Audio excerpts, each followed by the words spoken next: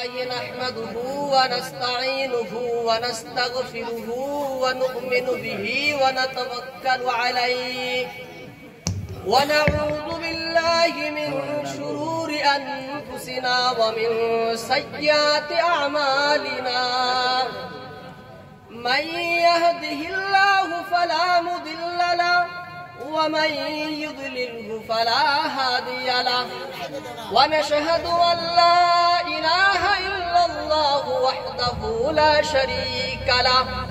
لا شريك له ولا وزير له ولا نظير له ولا مثل له ولا مثال له ونشهد أن سيدنا وحبيبنا وشفيعنا ونبينا ورسولنا وسندنا ومولانا محمدا عبده ورسوله أما بعد فأعوذ بالله من الشيطان الرجيم بسم الله الرحمن الرحيم والذين آمنوا أشد حبا لله صدق الله العظيم তুমি কি করিবে প্রেম বলো না আমায় তুমি কি করিবে প্রেম বলো না আমায় গাছ বৃক্ষ গ্রহ তারা রত যার সিজদায়ে গাছ বৃক্ষ গ্রহ তারা রত যার সিজদায়ে তুমি কি করিবে প্রেম বলো না আমায় গাছ বৃক্ষ গ্রহ তারা রত যার সিজদায়ে সকল সৃষ্টি ইবাদতে সকল সৃষ্টি ইবাদতে যার মগ্ন সর্বদাই তিনি হলেন উপাস্য আর কেহ নাই তিনি হলেন উপাস্য আর কেহ নাই তুমি কি গাহিবে গান প্রেমেতে তাহার তুমি কি গাহিবে গান প্রেমেতে তাহার জড় জগৎ প্রেম গীতি গাই সদাচার জড় জগৎ প্রেম গীতি গাই সদাচার তারি প্রেমেই পাগল পারা তারি প্রেমেই পাগল পারা থাকে সব সময় গাছ বৃক্ষ গ্রহ তারা রত যার সিজদায়ে গাছ বৃক্ষ গ্রহ তারা রত যার সিজদায়ে তুমি কি করিবে শরণ তুমি কি করিবে শরণ দিবস জামিনী কখনো নাহি ভুলেন সদা সরঞ্জিনী তিনি হলেন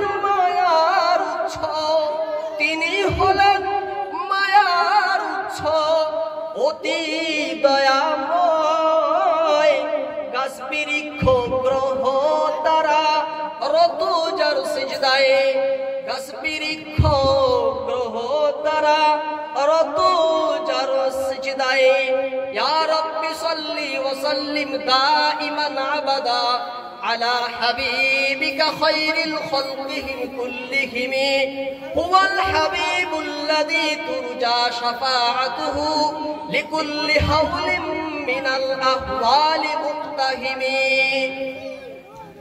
সুনাম ধন্য পরম পূজনীয় আজকের সবার কর্ণধার এবং অতি শ্রদ্ধেয় আমার উস্তাদে মুহতারাম হযরত মাওলানা আব্দুল খালিক সাহেব এবং উলামায়ে কেরাম বিশিষ্ট গণ্যমান্য দূর দূরান্ত থেকে আগমনকারী দিনের কথা শ্রবণকারী যুব সমাজ আমার মা আমার বাপ এবং কাকা ও দাদার বয়সী কাকা এবং দাদাগণ এবং পর্দার আড়ালে থাকা মা এবং ভগ্নীগণ, আমি আপনাদের সম্মুখে সূরা বাকারা থেকে একটি আয়াত তিলাওয়াত করেছি।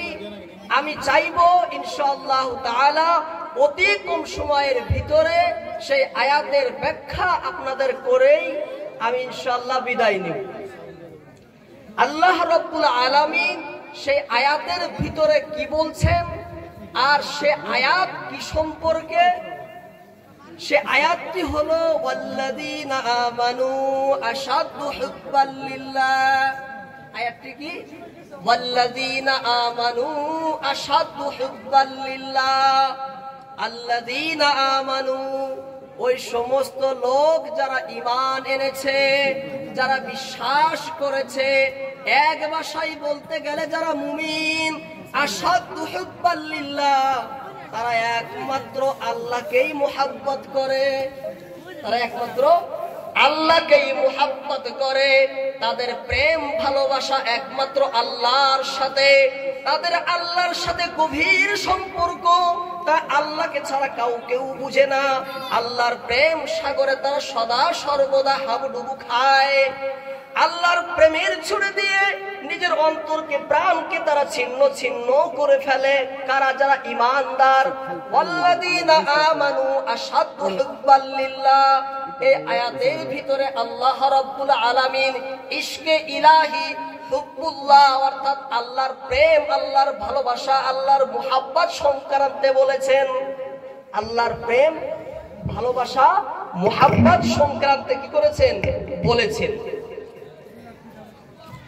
এ আল্লাহর ভালোবাসা, আল্লাহর প্রেম, আল্লাহর ভালোবাসা এবং আল্লাহর প্রেম সকলেই চাই। চাই না আমরা সকলে? চাই না সকলে? যখন প্রেমে ভালোবাসা সেই কাজটা করতে পারে যে অন্য কোনো বস্তু সে কাজটা করতে পারে না। যদি কারো সাথে আমার সাথে মুহাব্বত হয়, যদি কারো সাথে আমার সাথে ভালোবাসা হয়, এই ভালোবাসার তাড়নায়, এই ভালোবাসার দাবিতে বহু দুষ্কর, কঠিন এবং জটিল কামও আমার জন্য সহজ হয়ে যায়। যায় না? যায় না? অনেক কাজ, কঠিন কাজ সহজ হয়ে যায়। যদি আমার প্রেমিকায়, যদি আমার প্রেমাস্পদে আমাকে ডাকে, রাত 12টাই ডাকুক, রাত 1টাই ডাকুক, রাত 3টাই ডাকুক, যদি সে মুলাকাতের জন্য, আমার সাথে সাক্ষাতের জন্য বিশাল পাহাড়ের চূড়ায় যদি যেতে বলে, সে প্রেমের তাড়নায়, প্রেমের মুহাব্বতের তাড়নায় সে সেখানেও পৌঁছবে। পৌঁছবে না? সেখানে পৌঁছবে না? হায় হায়, আমরা জগতে দেখি সাধারণ মানুষের মুহাব্বতায় নিজের জানকে বিসর্জন দিতে সে কুণ্ঠাবোধ করে না, দ্বিধাবোধ করে না। যদি তার প্রেমিকের জন্য, প্রেমিকার জন্য নিজের জান পর্যন্ত সে বলি দেয়। দেয় না মানুষে? দেয় না সকলে? দেখি না আমরা? হাজার হাজার ঘটনা অহরহ আমাদের সমাজে ঘটে, অহরহ ঘটনা ঘটে। এবার আমাদের অন্তর, আমাদের দিল এও চায় আল্লাহকে মহব্বত করতে।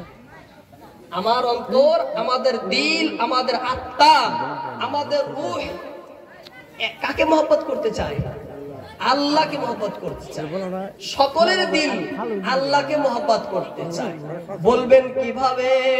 পত্থর সে হো খুদা সে হো, पत्थर से हो, खुदा से हो, या फिर किसी से हो, आता नहीं है चैन मोहब्बत किए बगैर। दिल बहर मोहब्बत है, मोहब्बत ही करेगा। दिल बहर मोहब्बत है, मोहब्बत ही करेगा। लाख उसको बचाऊं ये किसी पर तो मरेगा, लाख इसको बचाऊं तो ये किसी पर तो मरेगा। दिल बहर मोहब्बत है, मोहब्बत तो करेगा। মানুষের দিল হয়তো পাথরকে মোহাব্বত করবে, যার জন্যই তো পাথরের নিচে সামনে তার মাথা কেটে কায়, নয়তো মাটির মূর্তিকে সে মোহাব্বত করবে। এই জন্যই তো সে তার কাছে দুঃখ দরদ পেশ করে।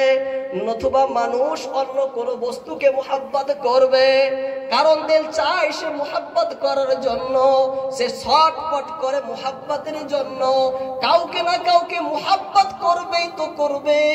আসল সে সব সময় চায় ভালোকে মুহাব্বত করতে, শ্রেষ্ঠকে মুহাব্বত করতে, উত্তমকে মুহাব্বত করতে, সর্বদিকে সার্বদিক দিয়ে যে সব থেকে উত্তম, যে সব থেকে শ্রেষ্ঠ, যে সব থেকে ভালো, দিল চাই তাকে মুহাব্বত করতে, দিল চাই তার সাথে সম্পর্ক করতে, দিল চাই তার সাথে তাল্লুক জুড়তে, দিল চাই তার প্রেমে পাগল হতে, দিল চাই তার প্রেমের নেশায় নিজেকে হাবুডুবু খাইতে, দিল চাই তার প্রেম বিদুষ পারে সে নিজেকে মগ্ন করে ফেলবে, দিল চাই তার প্রেম সদাই নিজেকে বিলীন করে দিবে, দিল চাই তার প্রেমের ছুরিতে নিজেকে বিলীন করে দিয়ে নিজেকে টুকরো টুকরো করে ফেলবে।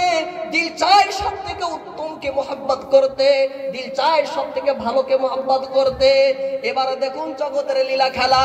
কবি বলে বিশাল এই ভূমি, বিশাল এই ভূমি, বিচিত্রতার নেই কমি, সবুজে করেছ যে বাহার। বিশাল এই ভূমি, বিচিত্রতার নেই কমি, সবুজে করেছ যে বাহার।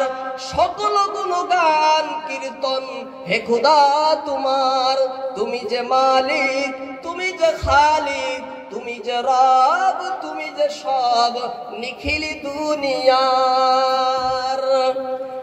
সবুজ শস্য শ্যামলে হাই সুন্দর এই ধরণী, সবই সৃষ্টি সেই খুদার, তুমি কি তা জানোনি?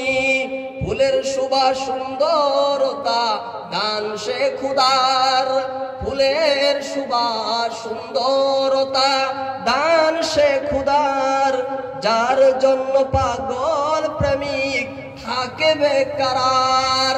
এই জগতের সৌন্দর্য, শস্য শ্যামলে ভরা এই জগৎ, ফল ফুল ফসলে ভরা এই জগৎ, এই বিচিত্রময় জগতে কে সৃষ্টি করলো? জগতের সৌন্দর্য কে সৃষ্টি করলো? এই জগতের মনোরম দৃশ্যকে বানাইলো, বানানেওয়ালা কে? একমাত্র আল্লাহ তাআলা। বানানেওয়ালা কে? কে? আল্লাহ তাআলা বানিয়েছেন। তাহলে বলুন যে সৌন্দর্যের মালিক ও খালিক, যে সৌন্দর্যের হর্তা কর্তা নির্মাতা, তাহলে সে আল্লাহর সৌন্দর্য কেমন হবে? যে আল্লাহ সকল বস্তুর সৌন্দর্যকে যে আল্লাহ নিজেই বানিয়েছেন, তাহলে সে আল্লাহর বৈশিষ্ট্য, আল্লাহর শ্রেষ্ঠত্ব, আল্লাহর মহত্ব তাহলে কেমন হবে? এর দ্বারাই বোঝা যায় দিলও চাই উত্তমকে মুহাব্বত করতে, উত্তমের উত্তম, উত্তমের উত্তম, উত্তমের উত্তম। এইভাবে চলতে চলতে যখন যায় তখন সে আল্লাহ পর্যন্ত গিয়ে থেমে যায়। কেন? আল্লাহর থেকে উত্তম আর কিছু নেই, আল্লাহর থেকে সুন্দর আর কিছু নেই, আল্লাহর থেকে উৎসাহ আর কিছু নেই। আল্লাহ উৎকৃষ্টতম, আল্লাহ সব থেকে শ্রেষ্ঠ। আল্লাহর কাছে গিয়ে দিল তখন থেমে যায়, কারণ দিল তালাশ করতেছিল উত্তমকে, শ্রেষ্ঠকে, এখন সে পেয়ে গেছে। আল্লাহকে যখন দিল পেয়ে যায় তখন আর তার কোনো তামান্না থাকে না, আর কোনো আফসোস তার থাকে না, কোনো আফসোস তার আর থাকে না। আবার দিল মুহাব্বত কাকে করে জানেননি? দিল মুহাব্বত করে দুই শ্রেণীর বস্তুকে। কয় শ্রেণী? দুই শ্রেণীর বস্তুকে দিল মুহাব্বত করে। একটি হলো সর্বোত্তমকে, দ্বিতীয় হলো যে আপনার আপদে বিপদে, আপনার দৈন্য দুর্দশায় যে আপনার পাশে দাঁড়ায়, বালা মুসিবতে যে আপনার সহায় করে, তাকে মহব্বত করে না? তাকে মহব্বত করে। এবার মানুষ যখন আল্লাহর দিকে দেখে, সকল দুঃখ দরদে, সকল দৈন্য দুর্দশায়, আপদে বিপদে সে আল্লাহ ছাড়া আর কাউকে পায় না, আল্লাহ ছাড়া আর কাউকে পায় না। যখন সে বিপদে পড়ে তখন দেখে আল্লাহ, যখন সে দুর্দশায় পড়ে তখন দেখে আল্লাহ, যখন সে বালা মুসিবতে পড়ে তখন দেখে আল্লাহ। তখন দিল পাগল পরা হয়ে যায় আল্লাহকে মুহাব্বত করার জন্য, তখন দিল ব্যাকুল হয়ে যায়, তখন দিল তার দিকে মগ্ন হয়ে যায়, রত হয়ে যায় একমাত্র আল্লাহকে মুহাব্বত করার জন্য। কেন? এদিকে সর্বোত্তমের দিক দিয়েও তিনি শ্রেষ্ঠ, এবং যখন আমার দিকে লক্ষ্য করে, আমার আপদেও এ আমায় সহায় করে, আমার দুঃখের সাথে সুখের সাথে সব সময় আল্লাহকেই সে দেখে, তখন সে পাগল হয়ে যায়। কি হয়ে যায়? পাগল পারা হয়ে যায়। এই জন্য কবি বলেন, হর মরহলায়ে গম পে মিলি তুঝসে তসল্লি, হর মরহলায়ে গম পে মিলি तुझसे तसल्ली, हर मोड़ पे घबरा के तेरा नाम लिया है। আল্লাহ পবিত্র কুরআন সূরা ইউনূসের ভিতরে বলেন, আয়াত নম্বর 62, আলা ইন্না আউলিয়া আল্লাহি লা খাউফুন আলাইহিম ওয়ালা হুম ইয়াহজানুন। আল্লাহ বলে, আলা, হে বিশ্বের লোকেরা শুনো, মনোযোগ সহকারে শুনো, ধ্যানের সহিত তোমরা শুনো কি, ইন্না আউলিয়া আল্লাহ, আল্লাহর যারা বলি, আল্লাহর যারা আউলিয়া, যারা নিজেকে আল্লাহর সাথে সম্পর্ক করে নিয়েছে, যারা আল্লাহর প্রেমে নিজেকে বেঁধে নিয়েছে, যারা এক খালিস দিলে একাগ্রতার সহিত আল্লাহকে মুহাব্বত করে, তাদেরকে বলা হয় ওলি আল্লাহ। তারাই হলো আল্লাহর ওলি, তারাই হলো আউলিয়া আল্লাহ। আল্লাহ বলেন, লা খাউফুন আলাইহিম, হে আমার ওলিরা, হে আমার প্রেমিকরা, ধ্যানের সহিত শুনো, দুনিয়ার মধ্যে বসবাস করো, তোমাদের কোনো ভয় নেই, কোনো চিন্তা নেই। লা খাউফুন আলাইহিম, তোমাদের কি নেই? কোনো ভয় নেই, কোনো ডর নেই, নিশ্চিন্তায় নির্ভয়ে তোমরা দুনিয়ায় বসবাস করো। ওয়ালা হুম ইয়াহজানুন, হ্যাঁ শুভ সংবাদ শুনে নাও, আখিরাতে যখন আমার কাছে আসবে তখনও তোমাদের কোনো আফসোস থাকবে না, তখনও তোমাদের কোনো চিন্তা গম থাকবে না, তখনও তোমরা আমার কাছে নিরাশ হবে না।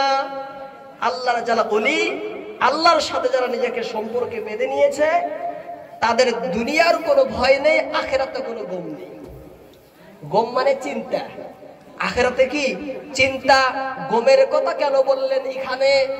আখিরাত এমন একটি জগৎ, এমন একটি দুনিয়া, যেখানে সমগ্র পৃথিবীর মানুষকে আল্লাহ একত্রিত করবেন, সমগ্র মানুষকে আমল নামার হিসাব নেওয়া হবে, দুনিয়ার সমস্ত খারাপ কাজের হিসাব হবে, ভালো কাজের হিসাব হবে। আমরা সকলেই জানি আমরা কোন প্রকারের আমল করি। এই জন্য কিয়ামতের দিবসে গোটা সৃষ্টির শুরু থেকে শেষ পর্যন্ত যত লোক পৃথিবীতে আছে, সবাই কিয়ামতের দিন ইয়া নাফসি ইয়া নাফসি বলে কাঁদবে। সকলেই বলবে, ইয়া নাফসি ইয়া নাফসি, হে আল্লাহ আমার জানকে রক্ষা করো, হে আল্লাহ আমার জানকে রক্ষা করো। সকলেই চিন্তায় পড়ে যাবে, সকলে চিন্তিত হয়ে যাবে। সেই মহা বিপদের দিন সকলেই চিন্তায় পড়বে।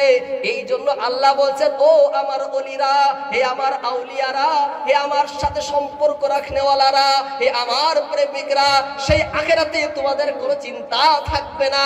যখন গোটা পৃথিবীর মানুষ চিন্তায় বিভোর হয়ে যাবে, সেই সময় তোমাদের কোনো চিন্তা থাকবে না, তোমরা নিশ্চিন্তায় সেখানে থাকবে।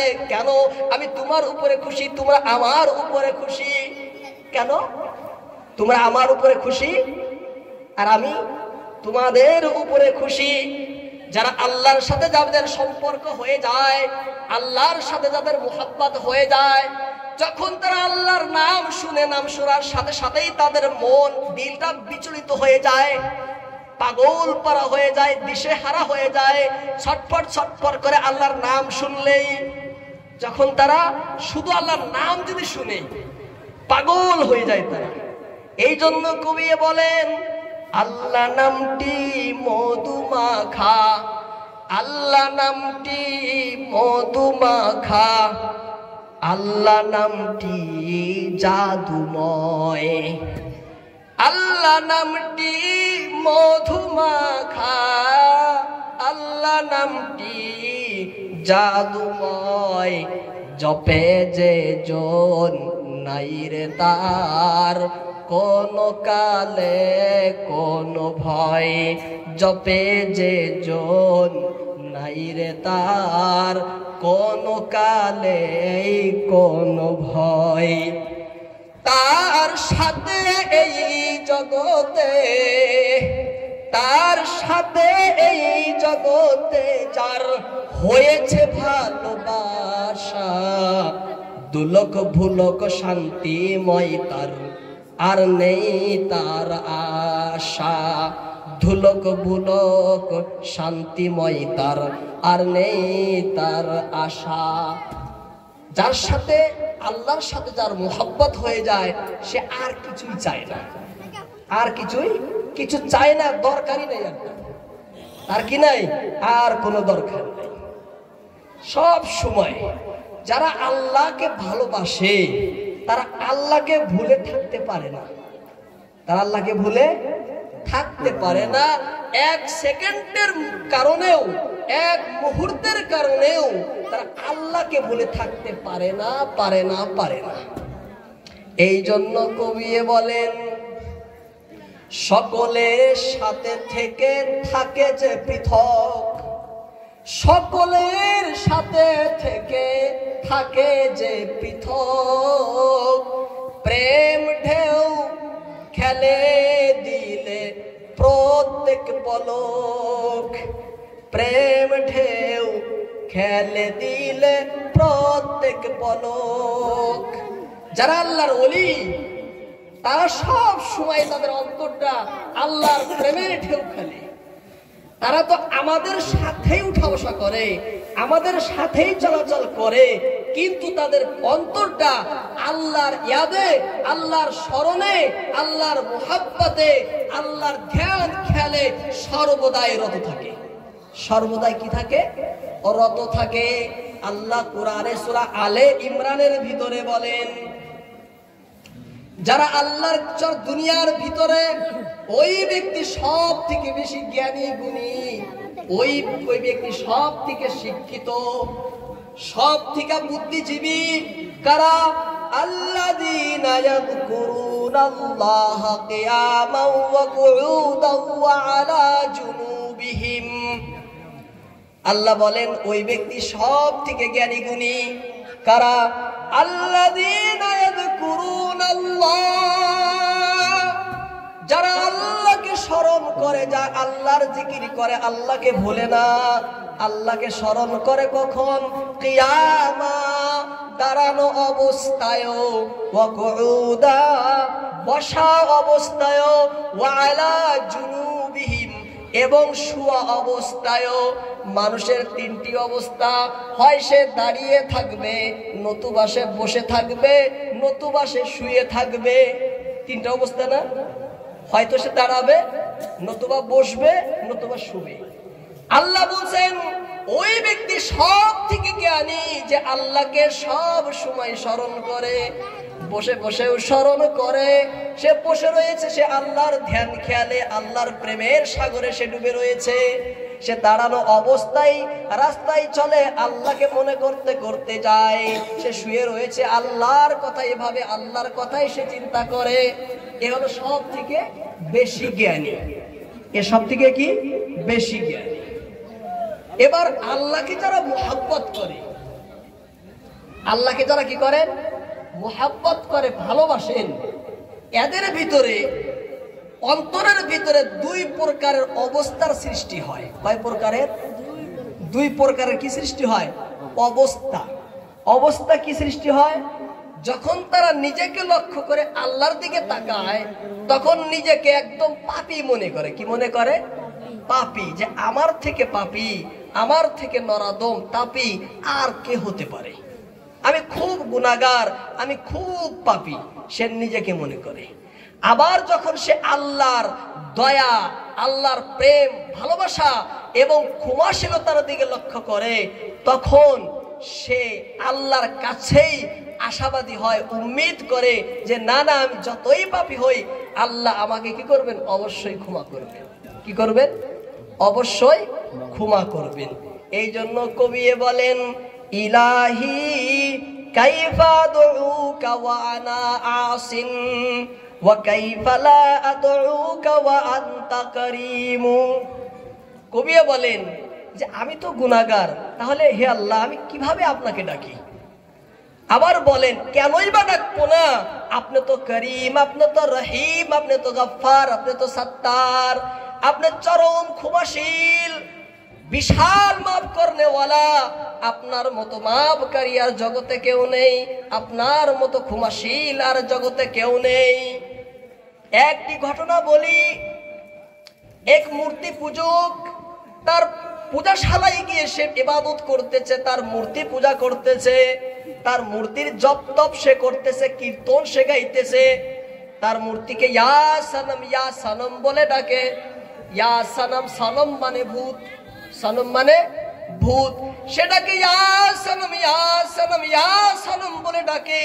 রাত গভীর হয়ে যায়, গভীর হয়ে যায়, গভীরের কারণে তার নিদ্রা এসে যায়, নিদ্রার কারণে ভুলবশত তার মুখ থেকে উচ্চারিত হলো ইয়া সামাদ উচ্চারিত হলো। আল্লাহ রাব্বুল আলামিন জবাব দিলেন লাব্বাইক ইয়া আবদি, লাব্বাইক ইয়া আবদি, হে আমার বান্দা তুমি কি বলো, হে আমার বান্দা তুমি কি বলো।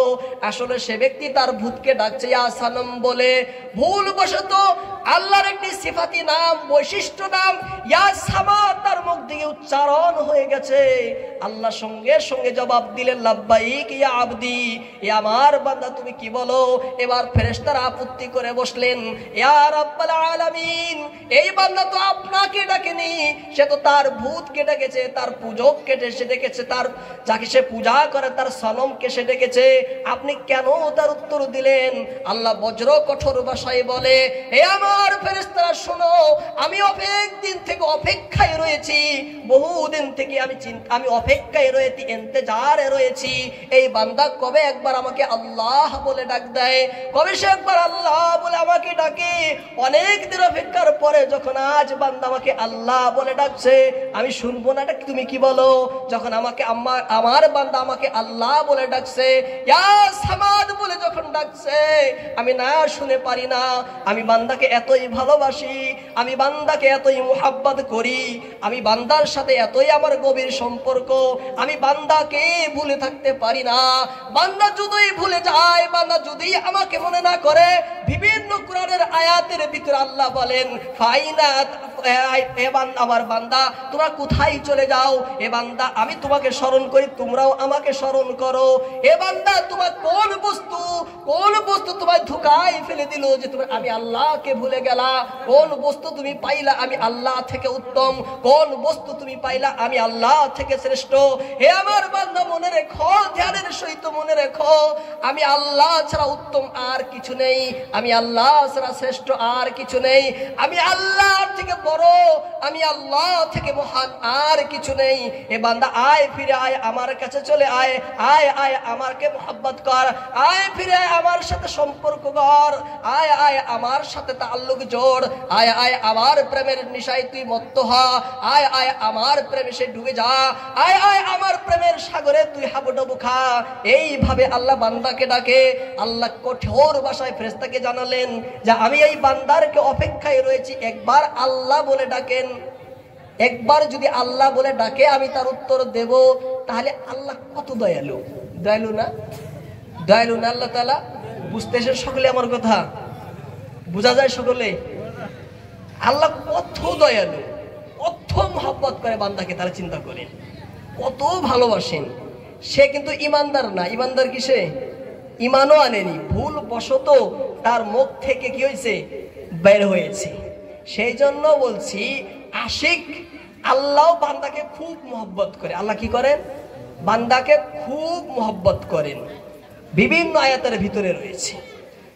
কিন্তু আল্লাহর আশিক যারা, ওরাও আল্লাহকে প্রচুর পরিমাণে মহব্বত করে, তাদের দিলে আল্লাহর মহব্বত ছাড়া আর কিছুই নাই। যারা আল্লাহর প্রেমিক, যারা আউলিয়া আল্লাহ যারা, তাদের অন্তরে একমাত্র কার মহব্বত, আল্লাহর মহব্বত। আল্লাহর মহব্বত ছাড়া তাদের অন্তরে আর কোনো মহব্বত নাই। তাই কবি বলেন হাবিবুন লাইসা বা'দু লাহু হাবিবুন, হাবিবুন লাইসা বা'দু লাহু হাবিবুন, ওয়া মা লা সিওয়াহু ফি কলবি নসিবুন, হাবিবুন গাইবুন আন বাসারি ওয়া শাখসি, ওয়ালাকিন আন ফুয়াদি লা ইয়াগিবু। যারা আল্লাহকে ভালোবাসে, যারা আল্লাহকে মুহাব্বত করে, হাবিবুন লাইসা বা'দু লাহু হাবিব, তারা আল্লাহ ছাড়া আর তাদের কেউ হাবিব নাই। আল্লাহ ছাড়া তারা আর কাউকে মুহাব্বত করে না। ওয়ামা লা সিওয়াহু ফি কলবি নাসিবুন, তাদের অন্তরে আল্লাহর মুহাব্বত ছাড়া আর কারো মুহাব্বত নাই, আর কারো ভালোবাসা নাই। বিন্দু পরিমাণও সে মখলুককে মুহাব্বত করে না। আল্লাহর মুহাব্বতের মোকাবেলায় গোটা সৃষ্টির মুহাব্বত, গোটা সৃষ্টির প্রেম তার অন্তরে হীন, ছোট এবং তুচ্ছ তাচ্ছিল্যর পাত্র। একদম তুচ্ছ, একদম তুচ্ছ তাচ্ছিল্যের পাত্র। এবার যে যাকে মুহাব্বত করে সে চায় তার প্রশংসা করতে, চায় না? আমি যদি কাউকে মুহাব্বত করি আমি চাই তার প্রশংসা করতে, তার গুণাগুণ, তার সিফাত, তার বৈশিষ্ট্য বয়ান করতে আমি চাই। আমার প্রেমিকা এমন, আমার প্রেমিক এমন, আমার প্রেমিকের ভিতরে এই গুণ, আমার প্রেমিকার ভিতরে এই গুণ, আমার মাশুকের ভিতরে এই গুণ, আমার আশিকের ভিতরে এই গুণ বলি না আমরা? ঠিক সেইভাবে আল্লাহ বলছেন, হে সৃষ্টির মানুষেরা, যারা আমাকে মুহাব্বত করে, যারা আমাকে প্রেম করে, আমার সাথে গভীর যাদের সম্পর্ক, কুল্লাউ কানাল বাহরু মিদাদাল লিকালিমাতি রাব্বি লানাফিদাল বাহরু ক্বাবলা আন তানফাদা কালিমাতু রাব্বি ওয়ালাউ জিনা বিমিসলিহি মাদাদা। গোটা পৃথিবীর সাগরকে যদি কালির পরিণত করো, সমগ্র সাগরকে এক জায়গায় করে কালি বানাও, কালি বানিয়ে আল্লাহর গুণাগুণ, আল্লাহর বৈশিষ্ট্য, আল্লাহর সিফাত, আল্লাহর তারিফ তোমরা লিখতে থাকো। গোটা সৃষ্টির সাগরকে কালির পরিণত বানাও, পরিণত করো, আল্লাহর গুণাগুণ, আল্লাহর বৈশিষ্ট্য, আল্লাহর সিফাত লেখে শেষ করতে পারবে না। মাশুকের আশিকের গুণাগুণ শেষ হয়ে যায়, কিন্তু আল্লাহ এত গুণের অধিকারী, আল্লাহ এত বৈশিষ্ট্যের অধিকারী, আল্লাহর বৈশিষ্ট্য গুণাগুণ শেষ হয় না। আল্লাহর গুণাগুণ, আল্লাহ মালিক, গোটা সৃষ্টির তিনি মালিক। আল্লাহর গুণাগুণ, আল্লাহ খালিক, গোটা সৃষ্টির তিনি খালিক। আল্লাহর গুণাগুণ, আল্লাহ গফফার, হাজার হাজার মাফ করলেও, গুনাহ করলেও, পাপ করলেও, অপরাধ করলেও আল্লাহ মাফ করে দেয়। আল্লাহর গুণাগুণ রহিম, করিম, রহমান, শত শত পাপ করার পরেও তিনি দয়ার, মুহাব্বত এবং করুণার আবরণে মানুষকে ঢেকে রাখে। সকাল থেকে সন্ধ্যা পর্যন্ত অসংখ্য হাজার হাজার আমরা শত শত গুনাহ করি, হাজার হাজার গুনাহ করার পরেও আল্লাহ রাব্বুল আলামিন এইভাবে ঘুম দেয় যাতে বান্দা কোনো গুনাহই করেনি। দেন না আল্লাহ তাআলা? কোনো আপদ দেন না, কোনো বিপদ দেন না, আরাম ভাবে আমরা জগতে বসবাস করি। যদি এই অপরাধ রাজা বাদশার দরবারে বা রাজা বাদশার অধীনে থাকার পরে করতাম, কোন দিন আমাদেরকে ধূলিসাৎ করে দিতেন। আরে তুই আমার জমিনে থাকোস, আরে তুই আমার আসমানের নিচে থাকোস, আরে তুই আমার দেওয়া রুজি ভোগ করস, আরে তুই আমার অবদান তুই গ্রহণ করস, আবার আমার সাথে বিরুদ্ধাচারণ, আবার আমার হুকুম অমান্য করা, আবার আমার সাথে যুদ্ধ ঘোষণা করা। যদি দুনিয়ার কোন মানুষ হতো, দুনিয়ার কোন বাদশা হতো, দুনিয়ার কোন মালিক হতো, তাহলে কবে আমাদেরকে ধূলিসাৎ করে দিতেন, মাটির সাথে মিশে দিতেন। কিন্তু আল্লাহর করুণা দেখুন, আল্লাহর দয়া দেখুন, আল্লাহর প্রেম ও ভালোবাসা দেখুন, আল্লাহর দান ও অনুগ্রহ দেখুন, আল্লাহর দান ও অনুগ্রহ, আল্লাহর প্রেম ও ভালোবাসা, আল্লাহর মায়া ও মমতা দেখুন। হাজার হাজার গুনাহ করার পরেও আমাদেরকে এইভাবে রাখেন যত কোনো গুনাহই করিনি আমরা। রাখে না? রাখেন না আল্লাহ তাআলা? ভালোবাসেন দেখি তো রাখেন, ভালোবাসেন দেখে রাখেন না? আল্লাহ যে আমাদের ভালোবাসেন আর প্রমাণ কি? এর প্রমাণ আল্লাহ যে আমাদেরকে ভালোবাসেন আর দলিল কি?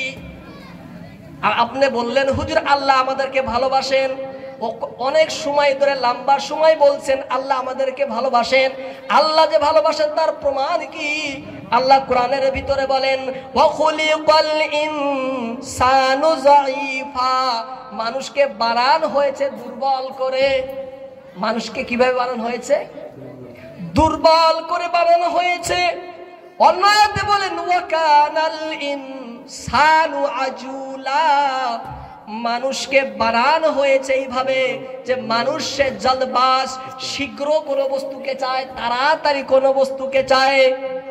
ইন্নাল ইনসানা খুলিকা হালুআ, মানুষকে বানানো হয়েছে এইভাবে যে মানুষ কি করে? ঝগড়ালো, ঝগড়া করে, বিবাদ বিসম্বাদ করে, করে না।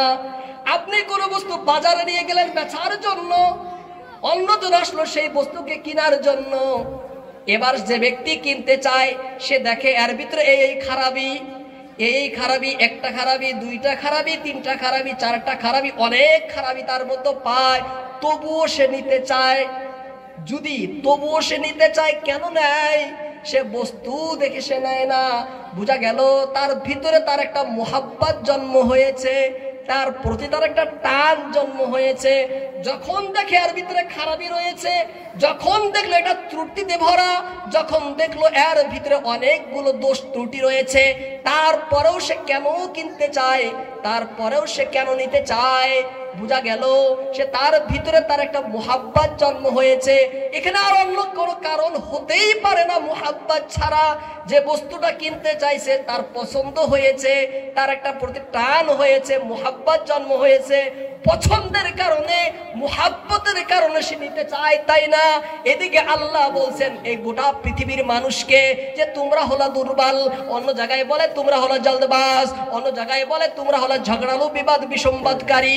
এইভাবে বিভিন্ন আয়াতের ভিতরে আল্লাহ বলছেন তোমরা কমজোর। আমরাও তো জানি আমরা দুর্বল, জানি না আমরাও জানি আমরা নাথিং বস্তু, আমরাও জানি আমরা তুচ্ছ তাচ্ছিল্যের পাত্র, আমরাও জানি আমাদের অস্তিত্ব আর গোটা সৃষ্টির যিনি মালিক ও খালিক, গোটা সৃষ্টির যে মালিক ও কর্তা, হর্তা ও কর্তা, গোটা সৃষ্টির যিনি নির্মাতা, গোটা সৃষ্টির যিনি রূপকার, আল্লাহ এবং খোদা, সে আল্লাহ কি চান? আমাদেরকে কিনতে চান। আল্লাহ আমাদেরকে কিনতে চান। আল্লাহ কোরআনের ভিতরে বলেন ইন্নাল্লাহা আশতারা মিনাল মুমিনিনা আনফুসাহুম ওয়া আমওয়ালাহুম বিআন্না লাহুমুল জান্নাহ। আল্লাহ বলেন হে বিশ্বের মুসলমানেরা, হে বিশ্বের ঈমানদারেরা, হে বিশ্বের বিশ্বাসীরা, আল্লাহুশতারা, আল্লাহ কিনতে চান কাদেরকে? আমাদেরকে, আমাদের জান ও মালকে আল্লাহ কিনতে চান। কে কিনতে চান? আল্লাহ বলেন ইন্নাল্লাহা আশতারা, কিনতে চান না, আল্লাহ কিনে নিয়েছেন। আল্লাহ বলেন আমি কিনে নিয়েছি কাদের? মিনাল মুমিনিনা, মুমিনদের, আনফুসাহুম, জান, ওয়া আমওয়ালাহুম, এবং মাল। এর বদলায় আমি কি দিয়েছি? তাকে কিসের বিনিময়ে আমি কিনেছি? আল্লাহ বলেন বিআন্না লাহুমুল জান্নাহ, জান্নাতের বদলাই কিনেছি। সুবহানাল্লাহ বলবেন না? কিসের বদলাই কিনেছি? জান্নাতের বদলাই। কিনলেন কারা? আল্লাহ। কাকে কিনলেন? আমাদের জান, আমাদের মালকে। বদলাই কি দিলেন? আল্লাহ তাআলা জান্নাত দিলেন। আমি যেটা বলতে চাইলাম, আল্লাহ তো কিনলেওয়ালা, আল্লাহ তো কিনা নিলেন। কি বস্তু কিনলেন? আমাদের জান ও মালকে। আমাদের জান ও মালকে আল্লাহ রাব্বুল আলামিন কিনলেন। কে? আল্লাহ, যিনি গোটা সৃষ্টির খালিক ও মালিক, যিনি সর্বশক্তিমান, যিনি সব থেকে বেশি শক্তিধর, যিনি প্রতাপশীল, সেই আল্লাহ আমাদের সব বস্তুকে কিনে নিলেন। আল্লাহ কেমন? আল্লাহুস সামাদ, আল্লাহর কোন বস্তুর প্রয়োজন নেই। আল্লাহ হলেন অমুখাপেক্ষী, গোটা সৃষ্টি হলো তার মুখাপেক্ষী। আল্লাহ আল্লাহর আমরা কোনো লাভ করতে পারবো না। পারবো আমরা? আল্লাহর কোনো উপকার করতে পারবো না, আল্লাহর কোনো লাভ আমরা করতে পারবো না। সে আল্লাহ কিনে নিলেন যার কোনো দরকার নেই। কারণ আল্লাহ বলছেন কুল আল্লাহু আহাদ, আল্লাহুস সামাদ। আল্লাহুস সামাদ মানে আল্লাহ অমুখাপেক্ষী। সামাদ বলা হয় সেই সত্তাকে, সেই জাতকে সামাদ বলে, যেই জাত তার কোনো প্রয়োজন নেই, মালের কোনো প্রয়োজন পড়ে না, ধনের কোনো প্রয়োজন পড়ে না, জগতের কোনো কিছুরই যে আল্লাহর কোনো প্রয়োজন পড়ে না, আপদের ও বিপদের যে আল্লাহর কোনো স্পর্শ করে না, যে আল্লাহর কাছে কোনো কিছু স্পর্শ করে না, যে আল্লাহ কারো সাহায্য নেন না। গোটা মখলুক যার সাহায্য নেন, গোটা সৃষ্টি যার কাছে যায়, গোটা মখলুক যার কাছে আবেদন নিবেদন করে, গোটা সৃষ্টি যার কাছে নত হয়, গোটা সৃষ্টি যার ইবাদত করে, গোটা সৃষ্টি যার কাছে নত হতে বাধ্য, এমন আল্লাহ আমাদের জান মালকে কিনে নিলেন। এমন আল্লাহ আমাদের জান মালকে ক্রয় করে নিলেন। কিসের বদলায়? জান্নাতের বদলায়। কেন কিনলেন? এখানে মুহাব্বত ছাড়া আর কোনো বস্তু হতেই পারে না, এখানে ভালোবাসা ছাড়া আর কিছুই হতে পারে না, এখানে প্রেম ছাড়া আর কিছুই হতে পারে না। আরে আমাদের নগণ্য তুচ্ছ তাচ্ছিল্যের পাত্র মাত্র আমরা না সামান্য একটা দাস, আমরা একদম অনুদাস, মাটির গড়া মানুষ। মাটির গড়া মানুষের সাথে সাথে আল্লাহ কেন আমাদের জানমালকে কিনে নিলেন, কেন আমাদের কি সম্পদ কেন আল্লাহ কিনে নিলেন? কিনার কারণ একটাই, আল্লাহ গভীর মোহাব্বত করেন, আল্লাহ আসল প্রেম করেন, আল্লাহ আমাদেরকে অত্যন্ত ভালোবাসেন, বিশাল প্রেম করেন, বেহুদ ভালোবাসেন। এই জন্যই তো আমাদের মালকে কিনে নিলেন, আর অন্য কিছুই হতে পারে না। কারণ আল্লাহ তো জানে আমাদের ভিতরে দোষ আছে না গুণ আছে, জানেন না আল্লাহ তাআলা? শত শত দোষ থাকার পরেও কেন কিনে নেন? আল্লাহ মুহাব্বত করেন দেখেই তো কিনে নেন। আমি বলছিলাম যে আল্লাহ মুহাব্বত করে, তার প্রমাণ কি? একটা প্রমাণ দিলাম। দ্বিতীয় প্রমাণ শুনে নিন, আল্লাহু ওয়ালিয়্যুল্লাযীনা আমানু ইউখরিজুহুম মিনাজ যুলুমাতি ইলান নূর। আল্লাহ বলছেন আল্লাহু ওয়ালিয়্যুল্লাযীনা আমানু, যারা ঈমানদার আল্লাহ তাদের ওলি।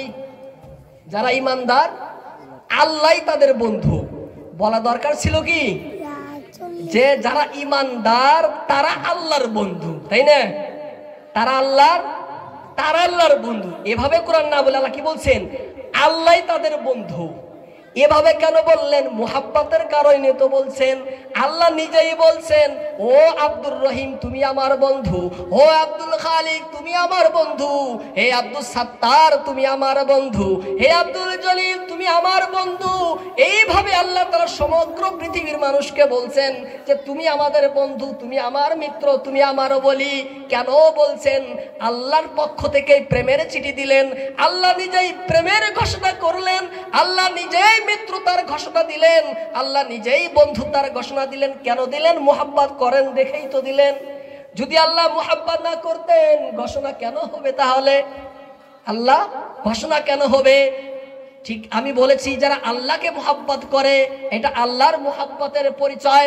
আরেকটি প্রমাণ আমি আপনাদেরকে দিয়ে দেই, সময় অতি সংক্ষেপে আমি তাও বলে যাই।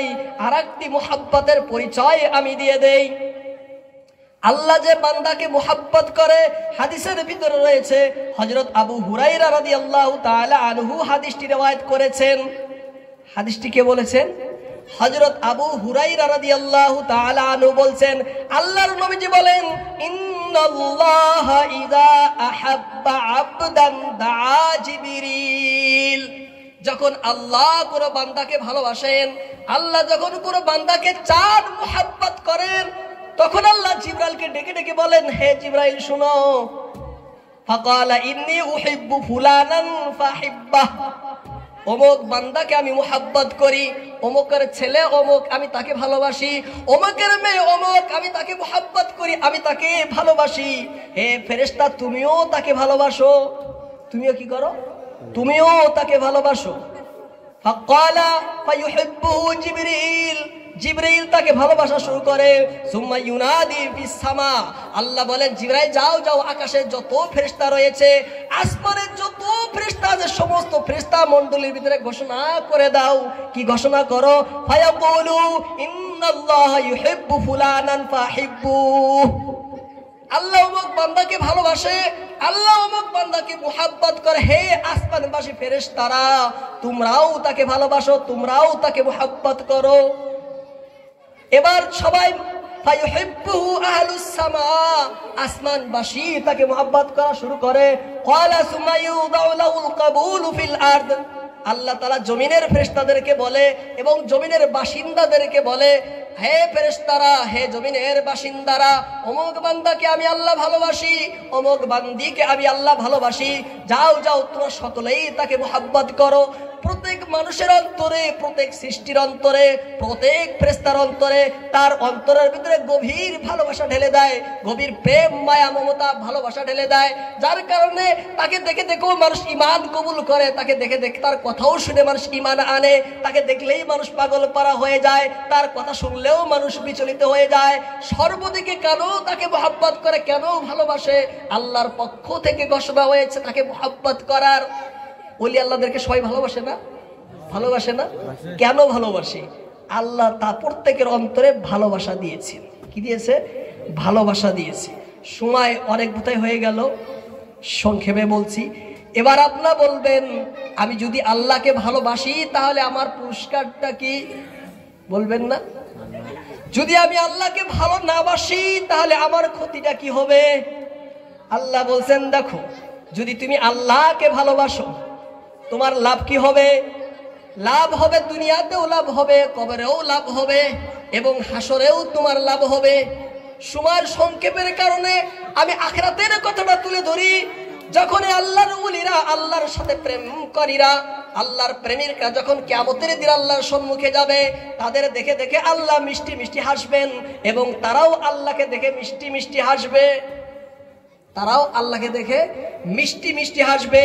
আল্লাহ তাদের দেখে হেসে হেসে বলবেন, ইয়া আইয়াতুহান নাফসুল মুতমাইন্না ইরজিই ইলা রাব্বিকি রাজিয়াতাম মারদিয়্যা ফাদখুলি ফি ইবাদি ওয়াদখুলি জান্নাতি। আল্লাহ বলবেন, হে প্রশান্ত আত্মারা, হে শান্তিময় আত্মারা, যারা দুনিয়াকে আমার সাথে মোহাব্বত করে, যারা দুনিয়ার ভিতরে আমাকে ভালোবাসে, তোমার অন্তরকে সুকুন দিয়েছিলে, শান্ত দিয়েছিলে, তোমার অন্তরকে তুমি পাক সাফ করে নিয়েছিলে, তোমার অন্তর আমার প্রতি খুশি ছিল। হে নিশ্চিন্ত থাকা আত্মা, হে প্রশান্তময় আত্মা, তুমি যাও যাও, কোথায় যাও? আল্লাহর কাছে চলে আসছো, আল্লাহর কাছে ফিরে যাও। এই অবস্থায় ফিরো, আল্লাহ তোমার উপরে রাজি, তুমিও আল্লাহর উপরে রাজি, তুমিও আল্লাহর উপরে সন্তুষ্ট, আল্লাহও তোমার উপরে সন্তুষ্ট। যাও আমার নেক বান্দাদের কাতারে দাঁড় হয়ে যাও এবং তোমরা চিরকাল জান্নাতে থাকো। অন্য আয়াতে বলেন, ওয়াসিকাল্লাযীনা তাকাউ রাব্বাহুম ইলাল জান্নাতি যুমারা হাত্তা ইযা জাউহা ওয়া ফুতিহাত আবওয়াবুহা وقال لهم خزنتها سلام عليكم طبتم فادخلوها خالدين। সূরা জুমারের ভিতরে আল্লাহ বলেন, যারা আল্লাহকে ভালোবাসেন, আল্লাহ ফেরেশতাদেরকে বলবেন, এই যে দেখো দলটা, এই দলটা দুনিয়াকে আমাকে ভালোবাসা করত, আমার সাথে তাদের সম্পর্ক ছিল, তারা আমাকে প্রেম করত, এরাই হলো আমার আউলিয়া, এরাই হলো আমার প্রেমিক। যাও যাও, এদেরকে নিয়ে তুমি জান্নাতে যাও। কোথায় যাও? যাও, এদেরকে নিয়ে তুমি জান্নাতে যাও। যখন তারা জান্নাতের দরজার নিকটে যাবে, তাদের জন্য দরজা খুলে দেওয়া হবে। এবার জান্নাতে যারা ফেরেশতা, তারা তাদেরকে বলবে, সালামুন আলাইকুম, তোমাদের প্রতি সালাম আল্লাহর পক্ষ থেকে, তোমাদের প্রতি সালাম আমি আমাদের সকল ফেরেশতাদের পক্ষ থেকে তোমাদের প্রতি সালাম। তিবতুম, দুনিয়া তোমাদের শুভ সংবাদ এবং খুশখবরি, দুনিয়ার ভিতরে নেক কাজ, উত্তম কাজ তোমরা করেছো, দুনিয়ার ভিতরে আল্লাহর সাথে গভীর তোমরা সম্পর্ক রেখেছো। ফাদখুলুহা খালিদিন, যাও তোমরা চিরকালের জন্য জান্নাতে চলে যাও, চিরস্থায়ী জান্নাতের তোমরাই বাসিন্দা, আর জান্নাত থেকে তোমাদেরকে বের হতে হবে না। ওয়াকালুল হামদুলিল্লাহিল্লাযী সাদাকানা ওয়া'দাহু ওয়া আওরাথানাল আরদা নাতাবাওয়া'উ মিনাল জান্নাতি হাইসু নাশা ফানি'মা আজরুল আমিলিন। এবার ওই ফের জান্নাতীরা বলবে, বেহেশতবাসীরা, আলহামদুলিল্লাহিল্লাযী, হে আল্লাহ, আপনার শত শত প্রশংসা, যাবতীয় প্রশংসা, গুণ গান একমাত্র আল্লাহ। সাদাকানা ওয়াদা, আপনি দুনিয়াতে ওয়াদা করেছিলেন আখিরাতে আমাদের কোনো গম হবে না, আপনি আপনার ওয়াদাকে পূরণ করেছেন।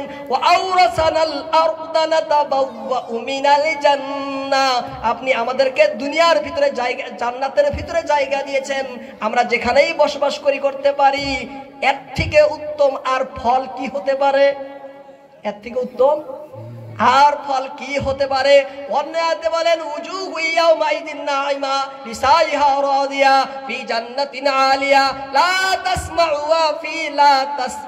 ফিহা লাগিয়া। আল্লাহ অন্য আয়াতের ভিতরে বলেন, কিয়ামতের দিন এদের চেহারা উজ্জ্বল থাকবে, আলোময় থাকবে এবং দুনিয়াতে আল্লাহর সাথে সম্পর্ক করেছিল, আল্লাহকে ভালোবাসেছিল, আল্লাহর পথে তারা চলেছে, কাজ নেক করেছে, এই জন্য তারা কি হবে? খুশি হবে, তাদের চেহারা উজ্জ্বল থাকবে। ফি জান্নাতিন আলিয়া, তাদেরকে বিশাল পানাখানার মধ্যে রাখা হবে। লা তাসমাউ ফিহা লাগিয়া, এমন জান্নাতের ভিতরে তাদেরকে রাখবে যেখানে কোনো কষ্টদায়ক কথা তারা শুনবে না, কোনো কষ্ট তারা কি করবে না, কোনো কষ্টদায়ক তারা শুনবে না। এবার যারা জাহান্নামে আল্লাহকে মুহাব্বত করেনি তারা কি হবে? আয়াতের ভিতরে আছে আল্লাহ তাদেরকে ধাক্কায়া ধাক্কায়া হাকায়া হাকায়া জাহান্নামে নেবেন। কি নেবেন? হাকায়া হাকায়া জাহান্নামে নেবেন। এবার জাহান্নামে যাওয়ার পরে তাসলা নারুন হামিয়া, ধাক্কায়া তাদেরকে নিক্ষেপ করা হবে জ্বলন্ত আগুনের ভিতরে।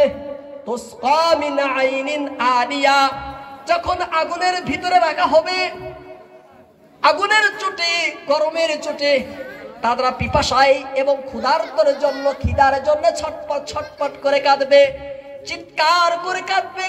ক্ষুধা লাগছে, খাবার দাও, খাদ্য দাও। পিপাসা লাগছে, পানি দাও। আল্লাহ বলবেন, হে ফেরেশতারা যাও এদেরকে শোনাও, তুসকা মিন আইনিন আনিয়া, যাও এরা পানি চাই তাদেরকে পানি দাও। এবার ফেরেশতারা পানি নিয়ে আসবে কোত্থেকে? ঝর্ণা থেকে। সে ঝর্ণা কেমন থাকবে জানেন? সেই ঝর্ণা থাকবে ফুটন্ত এমন গরম পানি, গরমের চোটে পানিগুলো টকবক টকবক করে ফুটতে থাকবে, জ্বলন্ত গরম এবং ফুটন্ত পানি। সেই বান্দাকে খেতে দেওয়া হবে। সে পানি দিয়ে তার পিপাসা মিটবে না, পানি দিয়ে তার পিপাসা মিটবে না, তার অন্তর জ্বলে পুড়ে যাবে, তার অন্তর পুড়ে ছাই হয়ে যাবে।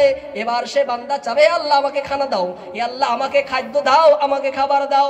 আল্লাহ বলবেন ফেরেশতাদেরকে যাও, ফেরেশতা তাদেরকে বলো, লাইসা লাহুম তাআম, এদের জন্য কোনো খাদ্য নেই, এদের জন্য কোনো খানা নেই, এদের জন্য কোনো খাবার নেই, ইল্লা মিন যারি, হ্যাঁ এদেরকে একটা খাবার দেওয়া হবে, একটা বস্তু খেতে দেওয়া হবে যাকে বলে জারি ফল। কি ফল? জারি ফল। জারি ফল কি বস্তু? মারিফুল কুরআন এবং এছাড়াও তাফসীরে আজিজি, এছাড়াও অনেক তাফসীরের ভিতরে লেখেন যে জারি বলা হয় এই ফলের ভিতরে 4টি বৈশিষ্ট্য রয়েছে। কয়টি? 4টি। নাম্বার 1 বিশাল গরম, নাম্বার 2 বিশাল বিষাক্ত, নাম্বার 3 এই ফলের চতুর্দিকে কাটাই ভরা, নাম্বার 4 এই ফল দিয়ে ভোগ দূর হবে না, এই ফল দিয়ে ভোগ দূর হবে না। তারপরে আয়াতে বলেন আল্লাহ তাআলা, লাইসা ইউসমিনু ওয়ালা ইউগনি মিন জু, এই ফল দিয়ে তোমাকে মোটা তাজা করবে না, এই ফল তোমার খিদাকে দূর করবে না, এই ফলটাও আযাব, ফলটাও তোমার শাস্তি। কথার সারাংশ হলো, দুনিয়ায় যদি আল্লাহকে মুহাব্বত করে যাই, দুনিয়ায় যদি আল্লাহর সাথে সম্পর্ক রেখে যাই, দুনিয়ায় যদি আমি আল্লাহর হতে পারি, দুনিয়ায় যদি আমি আল্লাহকে আমার বানাতে পারি, তাহলে দুনিয়ায় আল্লাহ বলছেন তোমরা তোমাদের কোনো ভয় নাই, লা খাউফুন আলাইহিম ওয়ালা হুম ইয়াহজানুন, দুনিয়াও তোমাদের ভয় নাই, আখিরাতেও ভয় নাই, আর তোমরা আখিরাতে থাকবে সবথেকে উত্তম জায়গায়, সবথেকে শ্রেষ্ঠ জায়গায়। আসল কামিয়াব তোমরাই হবে, আসল সফল মনোরথ তোমরাই হবে, তোমরাই উত্তীর্ণ হয়ে যাবে, তোমরাই পাস হয়ে যাবে। আর যদি তোমরা দুনিয়ার ভিতরে আল্লাহকে মুহাব্বত না করো, দুনিয়ায় যদি আল্লাহর সাথে সম্পর্ক না করো, তাহলে দুনিয়ার জীবন তোমার ব্যর্থ এবং আখিরাতের জীবন তোমার পণ্ড। আখিরাতে তোমাকে দেওয়া হবে জাহান্নামের ভিতরে, এমন জাহান্নামের ভিতরে যেখানে কোনো খাদ্য নেই, যেখানে কোনো পিপাসার জন্য, মিটাবার জন্য কোনো পানীয় নেই, কোনো পানীয় বস্তু নেই, কোনো খাদ্য বস্তু নেই, এমন জায়গায় তোমাকে রাখা হবে। তাহলে কি আমাদের করণীয়? আল্লাহকে মুহাব্বত করা, তাই না? আল্লাহ কি করা? কি করা? বুঝতেছেন না আমার কথা সকলে? আমরা কি চাই? আল্লাহর মুহাব্বত চাই। কে কে চান? হাত দেখেন তো আমাকে। আল্লাহ আমাদের সবাইকে কবুল করুন, সকলে বলেন আমিন। সবাই চাই, তাই না? এবার প্রশ্ন, হুজুর আমরাও তো আল্লাহকে মুহাব্বত করতে চাই, এমন কোন পাগল জগতে নেই যে আল্লাহকে মুহাব্বত করতে চায় না, এমন কোন মানুষ নেই যে আল্লাহকে ভালোবাসতে চায় না, আছে এমন কোন? সকলে চায় আমি আল্লাহকে গভীর মুহাব্বত করি, সকলে চায় আমি আল্লাহকে ভালোবাসি। হুজুর একটু বলে দেন না আল্লাহকে মুহাব্বত করার তরিকা কি? হুজুর একটু আমাদেরকে জানিয়ে দেন কিভাবে আল্লাহকে মুহাব্বত করব। হুজুর একটু ব্যাখ্যা করুন না আল্লাহর সাথে সম্পর্ক রাখার জন্য আমার করণীয় এবং কর্তব্য কি। আমি আপনাদের সম্মুখে 7টি বস্তু তুলে ধরবো। কয়টি? 7টি বস্তু তুলে ধরবো। নাম্বার 1, আল্লাহকে মুহাব্বত করতে হলে সত্য দিলে চাইতে হবে। কি করতে হবে? সত্য দিলে আল্লাহকে চাইতে হবে, সত্য দিলে আল্লাহকে মুহাব্বতের জন্য চাইতে হবে। আমি নিশ্চয় অবশ্যই নিঃসন্দেহে আমি আল্লাহকে মুহাব্বত করব, নিশ্চয়ই আমি আল্লাহর সাথে সম্পর্ক করব, অবশ্যই আমি আল্লাহকে ভালোবাসবো। প্রথম কাজ হলো সাচ্চা দিলে আল্লাহকে চাইতে হবে। প্রথম কাজ, সাচ্চা দিলে কি করতে হবে? আল্লাহকে চাইতে হবে। বলেন আমার সাথে, প্রথম কাজ কি? আল্লাহকে পাইতে হলে প্রথম কাজ কি? সাচ্চা দিলে আল্লাহকে চাইতে হবে। দ্বিতীয়, দুনিয়ার স্বাদকে ছেড়ে দিতে হবে, দুনিয়ার প্রেম ভালোবাসা ছেড়ে দিতে হবে, দুনিয়ার মায়া মমতা ছেড়ে দিতে হবে, দুনিয়ার মোহ ত্যাগ করতে হবে, দুনিয়ার ভালোবাসা ত্যাগ করতে হবে। দুনিয়ার ভালোবাসা ত্যাগ করার মানে কি? এটার মানে এটা নয় বাবাকে মোহাব্বত করবেন না, এর মানে এটা নয় যে আপনার ছেলেকে মোহাব্বত করবেন না, এর মানে এটা নয় যে আলিম উলামাকে মোহাব্বত করবেন না, এর মানে এটা নয় যে প্রতিবেশীকে মোহাব্বত করবেন না। হ্যাঁ আমার প্রিয় শ্রদ্ধেয় সম্মানের প্রিয় ভাই ও ভগ্নীগণ, ধ্যানের সহিত শুনেন, আল্লাহকে মোহাব্বত করার অর্থ এটা নয় যে সবাইকে ভুলে যাবেন, একদম কাউকে মোহাব্বত করবেন না। বাবাকে যত পরিমাণ মোহাব্বত করার হক তত পরিমাণ মোহাব্বত করতে হবে, মাকে যত পরিমাণ মোহাব্বত করার হক তত পরিমাণ করতে হবে, ছেলে বিবি বাচ্চাকে যত পরিমাণ মোহাব্বত করার হক তা তত পরিমাণ মোহাব্বত আপনাকে করতে হবে, পাড়া প্রতিবেশীকে যত পরিমাণ আদর মোহাব্বত করার হক তত পরিমাণ করতে হবে। আমরা কিভাবে বুঝবো যে আমাদের কত পরিমাণ হক? বিস্তারিত বললে সময় নেই, একটা উসুল এবং সূত্র আমি বলে দেই। আপনার দিলে যদি আল্লাহর প্রেম ভালোবাসা যদি প্রবল থাকে, দিনের কাজের জন্য আল্লাহর কাজের জন্য আপনার ছেলের মোহাব্বত আপনার জন্য বাধা হবে না। আপনার দিনের কাজের জন্য আল্লাহর কাজ করার জন্য, আল্লাহর প্রেম, আল্লাহর ইবাদত উপাসনা করার জন্য, আল্লাহর জিকির আজকার করার জন্য, আল্লাহর সাধনা বন্দনা করার জন্য, আল্লাহর ইবাদত বন্দেগী করার জন্য আপনার বাবা যেন বাধা না হয়ে দাঁড়ায়, আপনার মা যেন বাধা না হয়ে দাঁড়ায়, আপনার পাড়া প্রতিবেশী যেন বাধা হয়ে না যায়। সৃষ্টির কোনো মুহাব্বত যেন আল্লাহ থেকে আপনাকে দূরে না করে, আল্লাহ থেকে যেন গাফিল না করে, আল্লাহ থেকে যেন বিচ্ছিন্ন না করে। আমার ছেলের মুহাব্বত যদি আমাকে আল্লাহ থেকে দূরে দেয়, তাহলে ছেলের মুহাব্বত জায়েজ হবে না। আমার মুহাব্বতের এমন মুহাব্বত, যেই মুহাব্বতের কারণে আল্লাহর ইবাদত করার থেকে আমি বিরত থাকি, তাহলে এই মুহাব্বত জায়েজ হবে না। দ্বিতীয় কাজ হলো দুনিয়ার মায়া মমতা ত্যাগ করতে হবে। বুঝছেন সকলে? 2 নম্বর কাজ কি? দুনিয়ার, সবাই বলেন না অল্প। 2 নম্বর কাজ কি আমাদের? আপনাদের মুখ তো আছে, তাই না? কষ্ট হইতেছে আপনাদের? অল্প বলেন দয়া করে। 2 নম্বর কাজটা কি? 2 নম্বর কাজ কি? দুনিয়ার মায়া ছাড়তে হবে। কি করতে হবে? দুনিয়ার মায়া ছাড়তে হবে। 3 নম্বর কাজ, লা ইলাহা ইল্লাল্লাহ বেশি বেশি পড়তে হবে। কেন?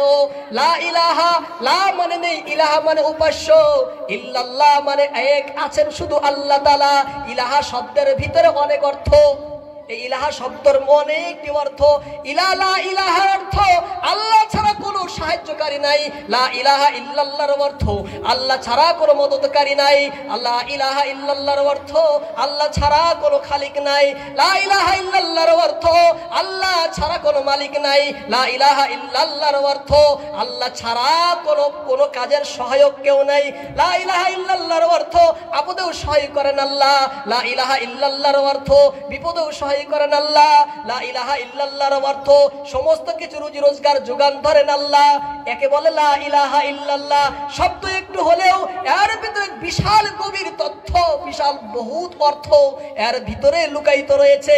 লা ইলাহা ইল্লাল্লাহ সাধারণ কালিমা না, এটা সেই কালিমা যেই কালিমা যখন আল্লাহর নবীকে যখন আল্লাহ নবী বানালেন, নবী যখন আল্লাহ বানানোর পরে আল্লাহ রব্বুল আলামিন নবীকে বলেন, ওয়া আনজির আশীরাতাকাল আকরাবিন। হে আমার হাবিব, আপনি তো এখন নবী হয়ে গেলেন, আপনি তো এখন রাসূল হয়ে গেলেন, আমি আপনাকে নবী বানালাম, রাসূল বানালাম। হে আমার হাবিব, আমার আত্মীয় স্বজন, আপনার চাচা ভাই বন্ধু, আপনার বাবা দাদা, এই আত্মীয় নিকটতম আত্মীয় স্বজনকে আপনি আল্লাহর ভয় দেখান, তাদেরকে জাহান্নামের ভয় দেখান, তাদেরকে দ্বীনের দিকে আহ্বান করেন। এই কথা যখন আল্লাহ নবীকে বললেন, আয়াত যখন নাজিল হয়ে গেল, সাইদা রাসূলুল্লাহ সাল্লাল্লাহু আলাইহি ওয়াসাল্লাম আলা সাফা, আল্লাহর নবী চলে গেলেন সাফা পাহাড়ের ভিতরে। কোথায় চলে গেলেন? সাফা পাহাড়ের ভিতরে। সাফা পাহাড়ে গিয়ে আল্লাহর নবী ডাকতেছে, ইয়া সায়াত, আল্লাহর নবী ডাকতেছে ইয়া বনি আদি, ইয়া বনি হাশিম। আল্লাহর নবী বংশধরকে নাম ধরে ধরে আল্লাহর নবী ডাকেন, হে আমার বংশধররা। এইভাবে যখন নবী ডাকে, আল্লাহর নবী ডাকের তার সমস্ত আত্মীয় স্বজন নবীর নিকটে হাজির হয়ে গেল। নবীর নিকটে সবাই হাজির হয়ে গেল।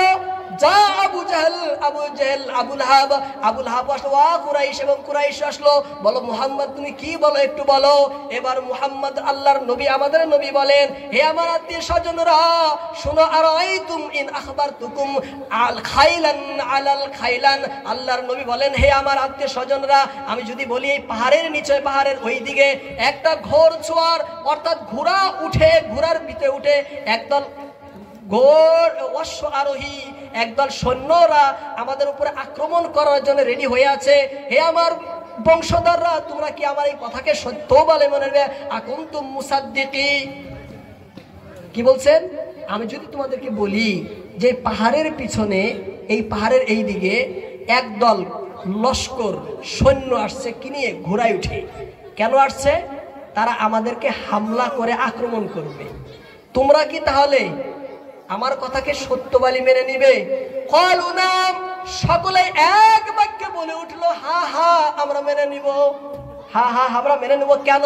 মা জাররাবনা আলাইকা ইল্লা সিদকা, মা জাররাবনা আলাইকা ইল্লা সিদকা, মা জাররাবনা আলাইকা ইল্লা সিদকা। কেন মানবো জানোনি মুহাম্মদ?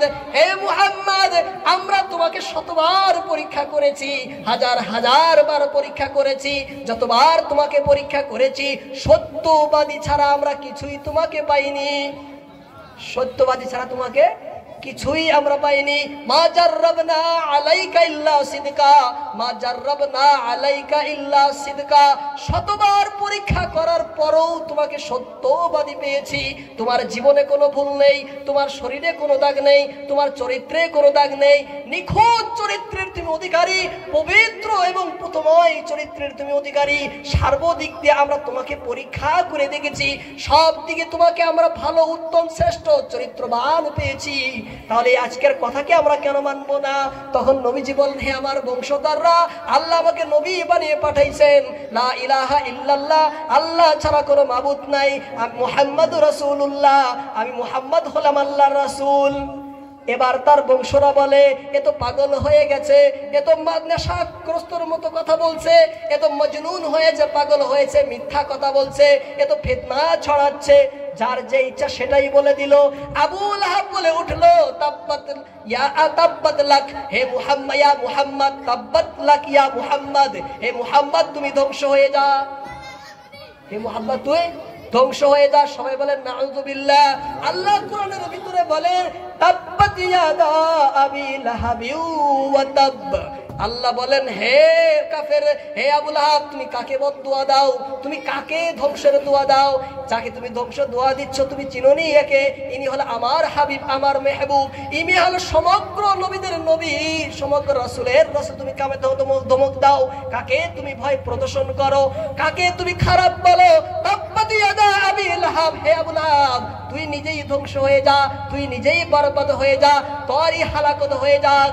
আল্লাহ তারপরেই খবর দিলেন, ওয়া তাব্বা, হে বিশ্বের লোকেরা শুনো, শুনে রেখো, আমি যে বলছি আবু লাহাব ধ্বংস হয়ে যাক, এখন আমি খবর দিচ্ছি আবু লাহাব নিশ্চয় অবশ্যই ধ্বংস হয়েছে। এ শুধু ধ্বংস হয়নি, এর সমস্ত সম্পদ ধ্বংস হয়েছে এবং তার সন্তান সন্ততি ধ্বংস। এরা কোনো তার কাজে আসবে না, এরা কি আসবে না? কাজে আসবে না। লা ইলাহা ইল্লাল্লাহ কালেমা ছোট, এর ভিতরে অর্থ বহুত। 3 নম্বর কাজ কি? লা ইলাহা ইল্লাল্লাহ বেশি বেশি বলা।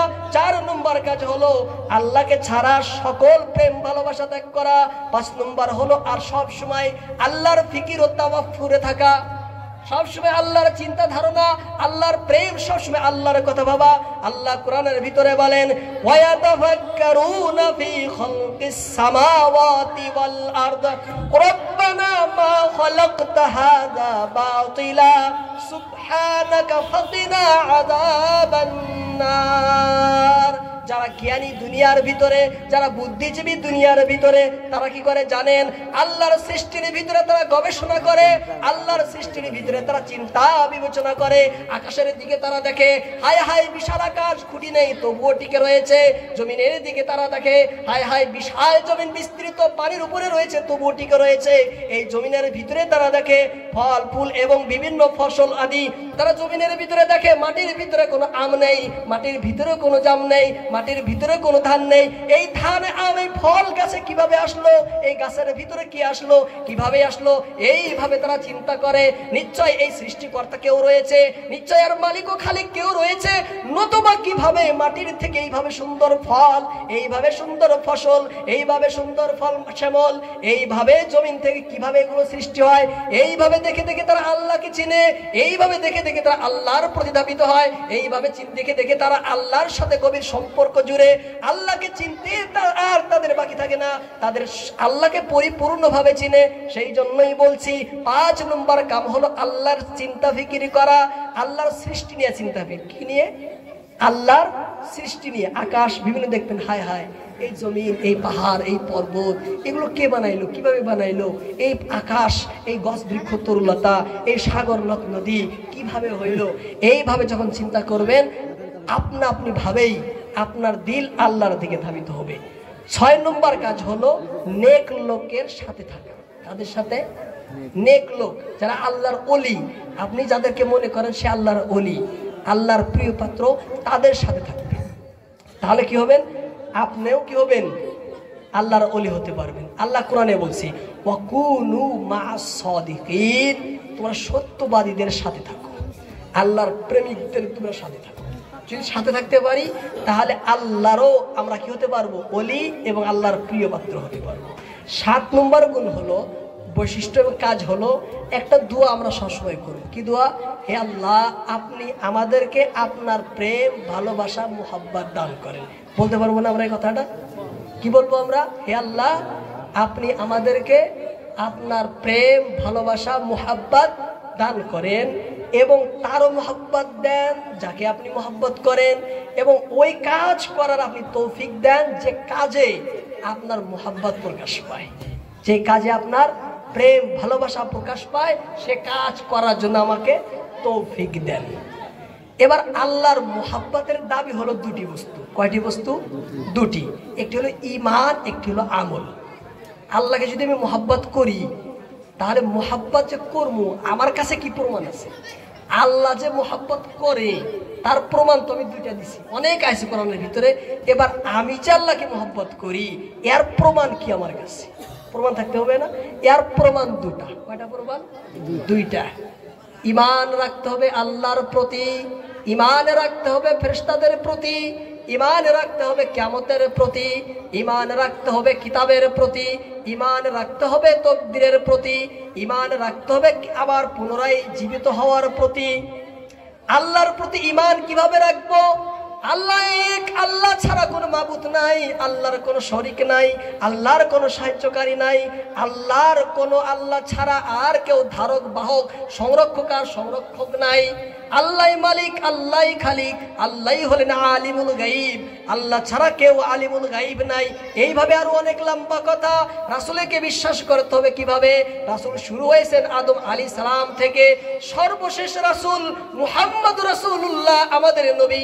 আমাদের নবীর পরে কিন্তু আর কোনো নবী নেই, আর কোনো রাসূল নেই, আর কোনো নবী জগতে আগমন করবে না, জন্ম নেবেন না।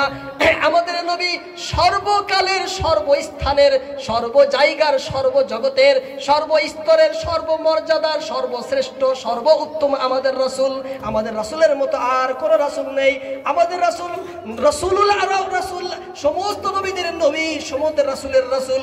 দুনিয়ার কিয়ামত থেকে নিয়ে আখিরাত পর্যন্ত, কিয়ামত পর্যন্ত, দুনিয়ার শুরু থেকে শেষ পর্যন্ত যত মানুষ আসছেন সকলের তিনি আসল নবী, প্রকৃত নবী।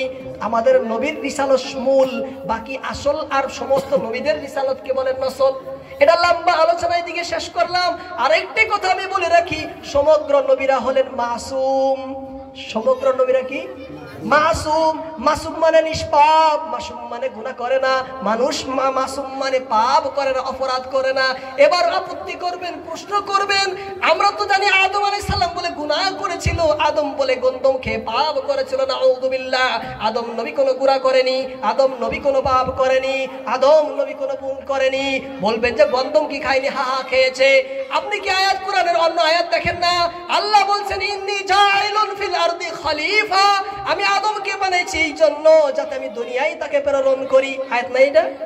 ইন্নু জাইলুন ফিল আরদি খলিফা, ফিল আরদি মানে আরদ মানে জমিন, আমি আদমকে বানাবো, পাঠাইবো কোথায়? জমিনের ভিতরে। আল্লাহ বলছেন না যে জমিনের ভিতরে আমি প্রতিনিধি পাঠাতে চাই, আমি আমার একটি প্রতিনিধি আমি পাঠাতে চাই, খলিফা পাঠাইতে। কে খলিফা? সেটা আদম আলাইহিস সালাম। খলিফাটা কে? সেটাই তো আদম আলাইহিস সালাম। আল্লাহ আগেই তো বলে দিয়েছেন আমি আদমকে দুনিয়ায় পাঠাবো। তাহলে গন্ধম খাওয়ার জন্য আদম দুনিয়ায় আসে নাই, মিথ্যা কথা। গন্ধম খাওয়ার জন্য আদম ভুল করে নাই, মিথ্যা কথা। গন্ধম খাওয়ার জন্য আদম আলাইহিস সালাম কোনো অপরাধ করে নাই, মিথ্যা কথা। তাহলে বলবেন কোরআনও তো আছে ওয়াসা রাব্বুহু ওয়াসা আদম রাব্বা, আল্লাহ তো বলছেন আদম তো আসা গুনাহ পাপ করেছিল। আরে ভাই পাপ না, এটা এর অর্থ ভুল করেছিল। ভুল হলো দুই প্রকার, একটা হলো আপনার ছেলের অসুখ হয়েছে, আপনার ছেলের বেমার হয়েছে, এবার আপনি ডাক্তারের কাছে গেলেন ওষুধ কিনতে, ওষুধ কিনে ছেলেকে বললেন বাবা তুমি খাও, বাবা তুমি খাও, বারবার বলার পরেও ছেলে খায় না। এবার বলে আরে আমার কথা শুনুস না, আমার অমান্য করস, আমার অপরাধ করস। বলেন না এই অপরাধ, এই কথাটা না মানার কারণে কি সে ছেলেটা পাপী হয়ে গেল? ছেলেকে পাপী বলে না, ছেলেকে অবাধ্য বলে না, ছেলেকে বলা হয় না গুনাহগার, ছেলেকে বলা হয় না বাপের অবাধ্যকারী। বলে কেউ ভুল তো করেছে, খায় না, অমান্য তো করলো, তবুও তাকে অপরাধ বলা হয় না। ঠিক এইভাবে আদমকে আল্লাহ বলেছিলেন গন্ধমের কাছে যাই, সেই গাছের কাছে তুমি যেও না। কিন্তু এমন আল্লাহ গন্ধম খাওয়ার জন্য জগতে পাঠাননি। আল্লাহ আগেই সিদ্ধান্ত করেছিলেন তাকে দুনিয়ায় দিবেন গন্ধম খাওয়ার জন্য। এটা সাধারণ একটি মিস্টেক বলে, কি বলে ইংলিশে? মিস্টেক, বাংলাতে বলে বিচ্যুতি। আপনি রাস্তায় চলে আসেন, যদি আপনি পিছলা পড়ে যান বলবেন না অপরাধ করছে? বলবে কেউ? বলবে না। বল চলতে আসেন পিছলা পড়ে গেছেন, এটা কোনো অপরাধ না। আদম আলাইহিস সালাম ঠিক সেমন ছিল। সেই জন্য বলছি আমাদের গোটা পৃথিবীর উলামা, গোটা পৃথিবীর মুফাসসির, গোটা পৃথিবীর ফুকাহারা এক কথাই স্বীকার যে নবীরা মাসুম, নিষ্পাপ, কোনো গুনাহ করে না। এবারে যদি কেউ বলে অমুক নবী গুনাহ করেছে সে বেঈমান, যদি কেউ বলে অমুক নবী পাপ করেছে সে বেঈমান। নবীরা গুনাহ করতে পারে না। নবীরা কি করে না? গুনাহ করতে পারে না। ঠিক আছে? এইভাবে ইমানের আলোচনা অনেক লম্বা, ইমানের আলোচনা অনেক লম্বা। আমল কি? আমলের মধ্যে মূল আমল নামাজ, মূল আমল রোজা, মূল আমল হজ করা, মূল আমল যাকাত দেওয়া। এছাড়াও পাড়া প্রতিবেশী সৃষ্টির হক আমাদের উপরে আছে, আছে না? বিভিন্ন হক আছে, এগুলা আমল। মূল আমল হলো 5টা: নামাজ, রোজা, হজ, যাকাত। এটা হলো 5টা, হলো মূল আমল। মূল আমল বলতে আমল এটাই না, এটা মূল আমল। বুঝছেন? মূল আমল। এছাড়াও অনেক আমল আছে। তাহলে আল্লাহকে ভালোবাসার দাবি হলো কি? আমরা কি করব? আল্লাহকে মোহাব্বত ইমান আনবো, পাক্কা ইমান আনবো, আমল করব। কার সাথে শিখবো ইমান আমল? আলিমের কাছে বারবার বসে, সবাই বারবার গিয়ে, বিভিন্ন মহফিলে বসে আমরা ইমান ও আমল শিখবো। শিখবেন তো সবাই ইনশাল্লাহ? সবাই শিখবেন ইনশাল্লাহ, তাই না? হ্যাঁ। আমি একটা সর্বশেষ একটি কবিতা বলে আমার বক্তব্য শেষ দিব। আমি আপনাদের সম্মুখে যে কবিতাগুলো বলছি এটা সব আমার বানানো কবিতা। আমি অনেক আগে থেকে কবিতা বানাই, বিভিন্ন ইসলামিক কবিতা, অনা ইসলামিক কবিতাও বানাই, কিন্তু শরিয়াত বিরোধী কোনো কবিতা বানাই না। আল্লাহর প্রেম সম্পর্কে অনেক কবিতা লেখা আছে, আমার অনেক কবিতা লেখা আছে, মানে ছন্দ কবিতা। আমি যে সমস্ত কবিতা আপনাদের সঙ্গে পেশ করছি, আপনাদের দোয়া আশীর্বাদে সব আমার বানানো কবিতা। লাস্টেও একটি কবিতা আমার বানানো, কবিতার নাম হলো প্রেমমতি।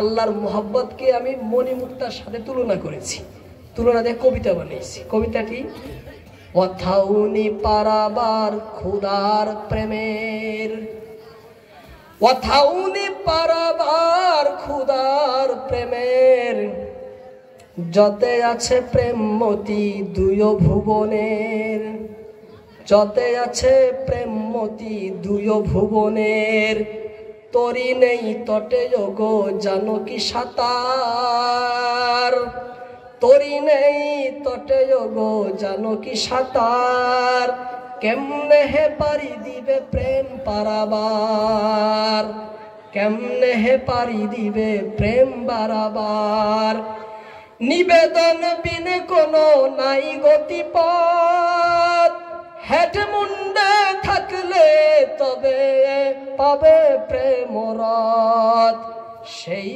রথে গিয়ে পাবে ধীরে রাখা মতি, যার তল্লাশে জগৎ কামি ছিল অতি, প্রেমমতি বিনে সব কাঙ্গাল ফকির, প্রেমমতি বিনে সব কাঙ্গাল ফকির, যার জন্য আশায় থাকে হয়ে যে অস্থির, পাবে কি না পাবে মতি, পাবে কি না পাবে মতি, ভাবে প্রেম তথ্যধারী,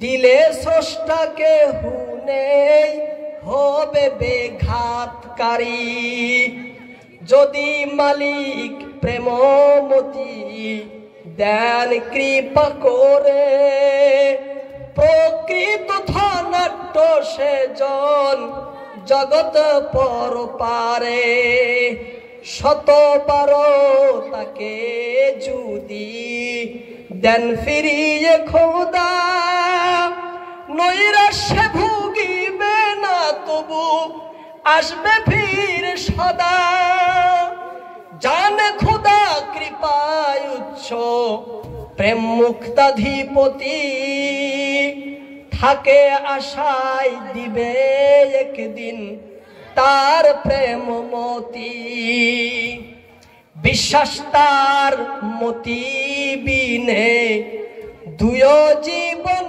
চল, এই কারণে তার প্রতীক্ষায় থাকে প্রতিপল, বিশ্বাস তার মতি বিনে তুই জীবন অচল, এই কারণে তার প্রতীক্ষায় থাকে প্রতিপল। আমার কবিতার সারাংশ দুটি বস্তু, একটি হলো আমরা যদি চাই আল্লাহকে মহব্বত করতে, প্রথম কাজ নিজেকে আল্লাহর কাছে নত করতে হবে। কি করতে হবে? নত। যদি নত করতে পারি আল্লাহ আমাদেরকে একলাই টেনে নেবেন। কি করবেন? একলাই টেনে নেবেন। আর যদি নত হই চায় না হই, আল্লাহ যদি পছন্দ করেন যাকে ইচ্ছা তাকেই তিনি টানতে পারেন। নত হলেও টানতে পারেন, না হলেও টানতে পারে। আল্লাহর একটা অধিকার আছে, আছে না? আল্লাহ যদি চান টেনে নিবেন, যদি না টান টানবেন না, তাই না? কিন্তু আমাদের কর্তব্য নত হওয়া। এই কথাই আল্লাহ সূরার ভিতরে বলেন, আল্লাহু ইয়াজতাবি ইলাইহি মাইয়াশা। আল্লাহ যাকে চান তাকে নিজের কাছে টেনে নেন। যাকে চান নিজের কাছে কি করেন? টেনে নেন। ওয়া ইয়াহদি ইলাইহি মাইয়ুনিব। আর যারা নত হয়ে থাকে আল্লাহ তাদেরকেও নিজের কাছে আসার রাস্তা দেখাইয়া দেন। আল্লাহ পাক আমাদের সকলকেই আল্লাহর প্রেম ভালোবাসা, আল্লাহর সাথে গভীর সম্পর্ক রাখার তৌফিক দিক, এবং আল্লাহ যেন আমাদেরকেও নত হই চায় না হই, নত হওয়ার প্রথমে তৌফিক দিক, এবং নত হই চায় না হই আল্লাহ যেন আমাদের সকলকেই আল্লাহর প্রেমে, আল্লাহর মুহাব্বতে, আল্লাহর কাছে, আল্লাহর খুশিতে, রাজিতে যেন টেনে নেন। সকলে বলেন আমিন। ওয়ামা আলাইনা ইল্লাল বালাগ। ওয়াসসালামু আলাইকুম ওয়া রাহমাতুল্লাহি ওয়া বারাকাতুহু।